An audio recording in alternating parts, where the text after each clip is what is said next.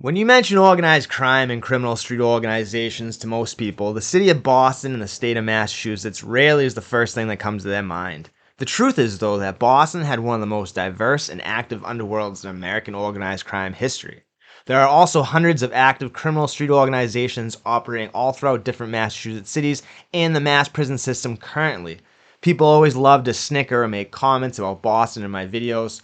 Obviously, it's a much smaller city than New York, Chicago, Philly, or Detroit, but per capita, in certain time periods, Boston was just as dangerous as any of these other major cities. It's one of the main reasons I made this channel, the whole misconception of what Boston really is, or was. No one was telling all these gritty stories about Massachusetts. It was always just the same old tired narrative about Whitey and blah blah blah, which don't get me wrong, that's an incredible story, but there's so much more. For starters, there's always been a strong Italian LCN presence in the North End, which is the Little Italy of Boston, also in the East Boston neighborhood, and the neighboring city of Revere. We'll talk more about Italian organized crime later in the video, but the Chinese also had a strong presence in the Boston underworld. The Chinese have controlled Chinatown's rackets since first arriving in the city. Different organizations would oversee illegal gambling and other activities in the neighborhood. In the early 1990s, there was a struggle between new Vietnamese crews and the already established Chinese over control of Chinatown's rackets, and it resulted in one of the worst crimes in Boston's history. Crime-wise, Chinatown is much different now, like the city overall, but my point is at one time there was a very, very active Chinese underworld in the city of Boston. Now, the Irish neighborhoods of Southy and Charlestown are what most people from outside the area envision when they think about Boston or the Boston underworld. The Irish, of course, were a huge part of Boston's underworld ecosystem. As for Southie, all the way back to Prohibition, the Wallace brothers and their crew, the Gustons, ran speakeasies and were some of the biggest bootleggers in the city. There was also a struggle in the late 1960s in Southie over who would control the rackets in the neighborhood. The younger Mullins took out the Colleens, who Whitey was employed by, but he managed to slither his way in with Patney and the Mullins and eventually took over the Southie rackets for himself. Charlestown, which was made famous by the movie The Town with Ben Affleck, does have a rich history in bank and armored car robberies, but its criminal history goes back much farther. In the 1960s, a crew run by the McLaughlins got into a beef with some guys from the Winter Hill neighborhood in Somerville, and it resulted in one of the worst conflicts in Boston's history. Every single crew from every part of the city got involved, even Raymond Patriarca down in Providence, Rhode Island. Although it included every ethnic group in the city, the media dubbed it Irish versus the Irish. After the conflict, the entire McLaughlin crew was wiped off the face of the earth. A new generation in the 1970s in Charlestown began to be known for their prowess and a new criminal enterprise, armed robbery. This went on all the way from the 1970s to the early 2000s when a lot of young guys from the town were hitting up CVS's and Walgreens for a certain product. Those are two of the most well-known neighborhoods to the general public outside of Massachusetts, and it's what the media likes to draw attention to, but those are just two small neighborhoods in an entire city. What's not talked a lot about is black organized crime in Boston. I just make these quick little kind of silly videos just so people who aren't from the area and they really think that these false narratives are the truth, that the Boston still is like The Departed, where it's just a bunch of Irish guys with scally caps and leather jackets sitting around waiting for their boss to call them to go do a job. It's not like that. Boston is a completely gentrified city. It's so much different now, the whole state of Massachusetts. So I just make these videos just so people can know the truth, because Boston was an incredibly active city and there was so many different layers and elements of organized crime, but it was more than just what the media portrayed it to be. And some people think that none of this stuff even existed, and that's a big reason why I make these videos too, because nobody was doing it. There was nothing out there on the internet before my channel started making these videos about the underworld in Boston and Massachusetts as a whole. My most viewed video to this date is still my video about the Campbell brothers. And if you haven't watched it, there were two brothers who, accompanied by their ruthless enforcer Deke Chandler, ran the Roxbury rackets from the 1960s till around the late 1970s. By the 80s, they were pretty spent. A lot of people weren't even aware of the Campbell brothers and their grip on Black Boston, and also their close personal relationship with top Winter Hill enforcer Johnny Materano. When dealers came from Detroit and started to push their stuff in Roxbury, the Campbells, with the help of Materano, took out their competition.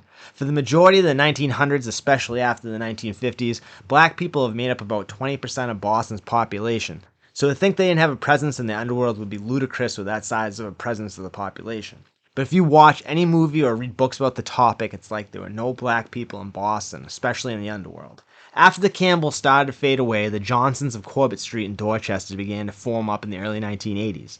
Not much is out there about the Johnsons or how Corbett formed, but a lot of people in Boston believe that they were one of the first street crews. They began a trend of all different streets, projects, and hoods clicking up into their own thing. In the late 1980s and early 1990s, every street project and hood became their own crew, usually identifying with sports teams. I made a video a while back about it. If you haven't seen it, go ahead and check it out. People who didn't live in this time period can't realize how dangerous it was. To walk anywhere or take the bus, etc., you had to cross through multiple enemies' territories. And Boston is not spread out either. It's almost impossible to avoid your enemies. I tried my best with that video. It's just crazy to me that no one has ever tried to cover it before. It's so unique and interesting to me. I don't know of any other large city where this was transpiring. There was the Franklin Hill Giants, the Humboldt Raiders, the OP Trailblazers, the Eggleston Timberwolves, the Highland Blackhawks. I could go on and on. But this was also happening during Boston's worst time period, the late 80s to the early 1990s, which if you weren't aware was an incredibly bad time for Boston. There also was an internal struggle between the Italian LCN, between Cadillac Frank Salemi and the so-called Renegade faction led by Robert Bobby Carrozza, aka Bobby Russo. It was just a continuation of the fact that J.R. Russo and Vincent Ferrara didn't want to be under Junior Patriarca. They thought he was a weak leader and they wanted to run things now. They wanted to take it back from Providence and move the power to Boston. But while they were locked up, the fighting continued and escalated. The whole conflict basically destroyed the LCN in Boston. It was never really the same again. With all the pressure from the feds and the infighting, the LCN definitely took some tough hits. They're nowhere close to what they used to be in Boston, but they still have a presence, just very, very low key. Plus, the government has stolen the majority of their rackets, so there's also that. There's one last group that we haven't discussed yet, and that's Latinos. Latinos were definitely one of the smallest ethnic groups in the city in the early 1900s, but 100 years later, they are one of the largest groups in the city and the state. The X-Men from the Eggleston Square area in Jamaica Plain were one of the first well-known Latino street crews. They started off as mostly tagging and breakdancing crew, but soon it turned into real street stuff. I had a friend tell me that there were Spanish crews all the way back to the late 50s and early 60s, like the Latin Dragons and others that I don't want to say their names because YouTube's ad guidelines are so weird about certain words. But the original X-Men were mostly Puerto Rican guys. But as time passed, the X-Men began to fade away and a new crew emerged in their territory, calling them simply Boylston for the street they were on. But these guys were mostly Dominican instead of Puerto Rican. So if you're talking about Latino hoods in Boston, you gotta shout out Villa Victoria, which is like the original Latino hood in Boston, the South End. I made a video about it. Not that many people watched it because it's basically like a History Channel thing, but go watch it if you haven't. It's very interesting. Also, Mission Hill, they had like a black side and a Spanish side. They used to call themselves Mission Hill Players and Mission Hill Goyas, so that was a strong presence. There was a strong Hispanic presence in the Beachland projects and the Archdale projects, so I just wanted to shout out some notorious Latino hoods so they don't feel left out. Now, the guys from Boylston Street were major players in the game, becoming some of the biggest dealers in the city and basically all of New England. They would begin to supply a lot of the mid-level dealers and move up from street-level sales. It's a pretty well-known fact that since at least the late 1980s that Dominicans have controlled most of the scene in Massachusetts and really the whole Northeast region. It used to be said that back in the day, if you wanted to get into the game, you had to find yourself a Dominican. Boylston probably could have gone on making millions of dollars a year without attracting the authorities' attention, but they got locked into a deadly conflict with a nearby Latino hood called Mozart Park. It's by far the most deadly conflict between any Latino hoods in Boston's history. The violence even spread to the Dominican Republic in one instance. The violence is always what brings the authorities' attention. After turning Jamaica Plain into a battle zone, the Feds stepped in and brought the hammer down on Boylston Street with a massive RICO. I'm going to do a full-length video about it in the future, but I just wanted to mention it in this video. There are countless stories to tell about Boston and Massachusetts underworld, as you'll find out in the future of this channel, so we don't need to keep telling the same old stories over and over again. Boston, like we said, had a strong Italian LCN presence, I think as strong as any other city except maybe New York, an incredibly active and organized Chinatown with triads and other street crews, the Irish racketeers of Southie and the armed robbery specialists of Charlestown, Boston's unique black street culture and the old school godfathers like the Campbells from the 1960s, all the way up to the Latinos of Boston and their recent conflicts. Hey, if anybody's ever heard of a guy named Ghost or Booker Core or Booker Corey from like the 1960s, those seem to be legendary names from Black Boston that I can't find anything about. So if you know something about those names or can give me a lead, hit me up in the comments, please. I almost forgot to add the legendary Jewish bookies of Boston as well. I made a previous video about them and Charles King Solomon, a Jewish racketeer from Boston who was one of the biggest bootleggers in America during Prohibition. Oh yeah, and I almost forgot, there's almost a 30-year Cape Verdean conflict that's been going on and off again in the city for years. And this has also spread to Pawtucket, Providence, and Central Falls, Rhode Island. So from Prohibition all the way up to the millennium, Boston has had one of the most active and diverse underworlds in the country. So it's odd to me that the media never wants to deliver this narrative. I don't understand it.